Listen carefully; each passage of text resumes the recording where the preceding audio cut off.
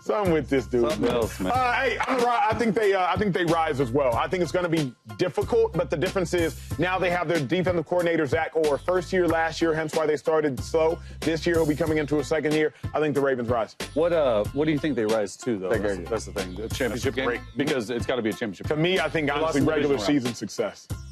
I know. Slide for me, and it's just because I don't know if they can reach the championship game. Look, I love Lamar. Lamar played his best ball he's ever played, and he still didn't win an MVP. I just don't know if he can consistently play at that level, because you remember there was a stretch in there where they lost like the last 6 games at one point. So I don't know consistently if they. I do like your point about Zach Orr, but I mean, dude, get a championship game. Two-time MVP Lamar Action Jackson. And you don't know if he can play like that consistently, Jay. Bro, he played unreal last year. Rise. And they have to rise. What y'all think? From here on out until Lamar Jackson gets to that Super Bowl, it's going to be rise for me. They have to accomplish that. That's right. So it is rise. They have the roster, and they got that man number 8. You know how it is. Okay. I can't even get the take here. You don't know if Lamar Jackson can play consistently. Like, you're saying play consistently at the numbers that he did last season or something? Because, like, yeah, obviously you can't just sustain, like, career high, just or if he's saying just his level of play in general. It's a weird thing to bring up. To be like, oh, well, Lamar Jackson played this great, and yet it still wasn't good enough, because that's not why they lost. And just because you lose and just because you don't achieve something doesn't mean that you weren't necessarily good enough, or a quarterback wasn't good enough, or this wasn't enough. There's been plenty of teams that could have won a Super Bowl if things just unfolded a little differently for them. And everything else was good enough. Their coaching was good enough. Their offense was good enough. Their defense was good enough. Their quarterback was good enough. It just didn't happen. It just didn't happen. Jaden Daniels was clearly good enough to lead the Washington Commanders to the NFC Championship game. But his field goal kicker could have missed that kick against the Bucs. Baker Mayfield didn't have to fumble that ball. Those things don't happen. Just one of those things will happen. Like, everything could change. The Philadelphia Eagles were clearly good enough to win the Super Bowl. Clearly. Jalen Hurts, good enough to literally be a Super Bowl MVP. How do we know that? Because it actually literally happened. Yet the Los Angeles Rams could have won that game. At the end of the game, Matthew Stafford could have thrown a touchdown pass. Jalen Carter could have just slipped and not sacked Matthew Stafford, right? It was a very snowy game. Whoever was covering Puka Nacua on one play could have slipped. Touchdown. And people would have said Jalen Hurts wasn't good enough. Saquon Barkley, look how amazing he was last season, and it still wasn't enough for the Eagles to win the Super Bowl. You understand? That's why you can't just go by the conclusion. Honestly, using the Eagles against the Rams is perfect example. Because we know without a shadow of a doubt that the Eagles, Saquon Barkley, Jalen Hurts, etc., were good enough to win the Super Bowl. And yet they clearly could have not. It could have happened. Matthew Stafford throws a touchdown pass. They were within range. And none of that happens. And people would have said, what else do you want the Eagles to do? They had a top defense. They had a top offense.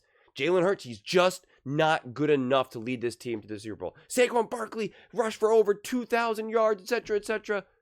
It wasn't enough. What else does this team need to do? And the answer would have been nothing, actually. You understand? Technically, the answer would have been like they wouldn't have needed anything else. Because it was just the way the game unfolded. It was just unfortunate. Because it's football, man. It's how it happens. It's how it happens. It's like flipping a coin a lot of times. And if you get 5 heads in a row, you're like, wow, what do I need to do to finally get a tails? Like, sometimes the answer is like nothing. You just got to keep doing what you're doing. It's just some of these things are out of your control. Now, again, to be clear, sometimes it's 100% in control of the Baltimore Ravens. And it is on Lamar Jackson. It is on coaching. It is on et cetera, et cetera. And I've already unpacked that a million times. So I'm not doing that again. I'm not going to go through all of this and that. But I just take issue with the statement like, well, we've already seen it not be enough. And it wasn't enough. Therefore, it's not going to be enough again.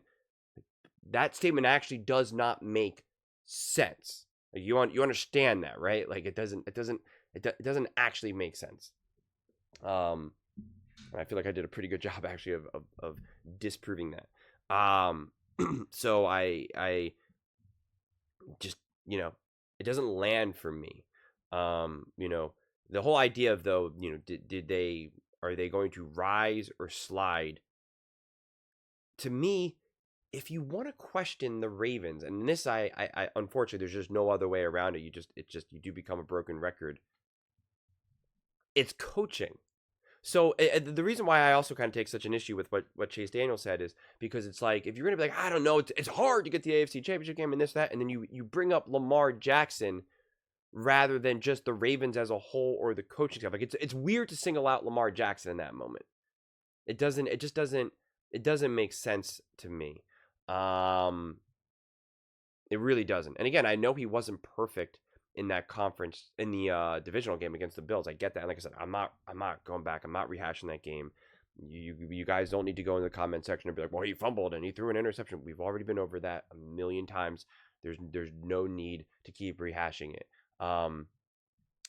Peyton Manning won a Super Bowl with 2 fumbles, 0 touchdowns, an interception, and a total of like 104 yards. Okay, so like let's be chill here. It's a team sport, coaching staff included, GM included. For me, the more I think about it, and my answer will probably change because we're gonna have to keep asking this question honestly throughout the offseason. Do you think the Ravens will be better or worse? How about the Bills, the Bengals, the this or that? The reality is like, and the Bengals are on slightly off to the side just because of how they're run and their defense and et cetera, et cetera.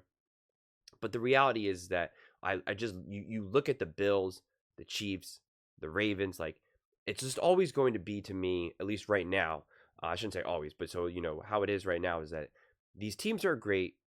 They have special quarterbacks, and especially just with their quarterback play, in any given moment, it's just like, it's just like anything's possible. Like there could be no feeling of like a strong doubt necessarily. Could you be concerned? Could you be hesitant? Sure.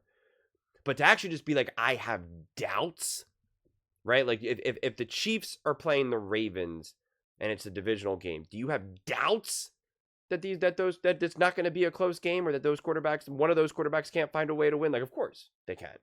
Like what, what are we talking about? Like, of course.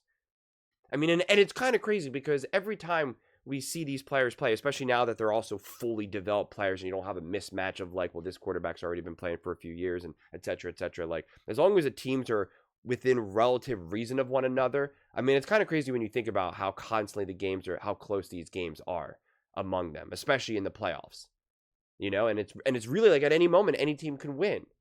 So you can't have any degree of confidence. If the Bills played the Ravens again, I would have zero confidence in picking that game, especially after seeing how this all unfolded. If I saw the Bills play the Chiefs play the Ravens play the Chiefs, we had to go through those playoffs again, and it was a round robin, and all 3 of those teams had to play each other again, I would have zero confidence in trying to predict who would make it, who would get past. If it was like a best of 3 or whatever, whatever it was, I would have zero confidence. Zero. I would have no idea. That's what these quarterbacks do. And that's how kind of evenly matched a lot of times these the roster is, at least to some degree.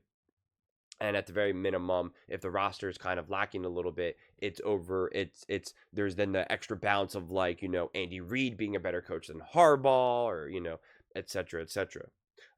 So I just, when you talk about also, will these teams, rise or slide, it's not in isolation. It's not in a vacuum. It also has to be looked at like, well, even if they got better, like let's say the Ravens got better, but the Bengals, the Bills, and the Chiefs, and again, this is made up, they got significantly better, well, then technically the Ravens slide. I mean, like, these teams are dependent on the other teams, on these other quarterbacks, on the Chiefs, on the Bills. Like, that's ultimately what I'm also trying to say. You can't just look at it like, just looking at like this and just saying, oh, these are these off-season moves. Did they slide? And it's like, well, I don't know. It depends. What did the Bengals do in the draft? Do they nail the draft defensively?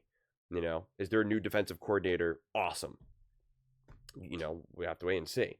So, I think I'm going to continue to struggle with some of these types of conversations in the offseason because, like I said, catch me on a Tuesday and I'll give you one answer, and then catch me a month later and I can easily make a Ravens video and be like, the Ravens significantly improved and I think they're better than the Chiefs and this or that. I mean, because it's just, it's too hard at this point. I mean, it really is. And that's why I'm going to try my best to keep this in my memory and my mindset of kind of like, the reality is that we're looking at all these teams at the same time collectively. And anytime we have a take or a clip where they want us to zoom in too closely in this moment in time, it just feels impossible. But, if you're going to do it, but then single out Lamar Jackson in this moment of time, like that's where I'm just like, I don't even know what to say to that, man. Don't even know what to say to that. But those are just my thoughts. I'd absolutely love to hear yours. What do you guys all think about the Baltimore Ravens?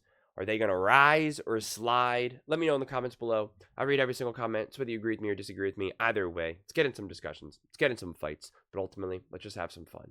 And please do consider subscribing. We are building an amazing community here. I'd absolutely love to see you part of it. I want to build something that we all genuinely feel connected to. Something that we're really excited to be part of. I think we're on our way to doing it. And please don't forget to give this video a thumbs up, as it really does help the visibility and the algorithm. Thank you so much. See you next time.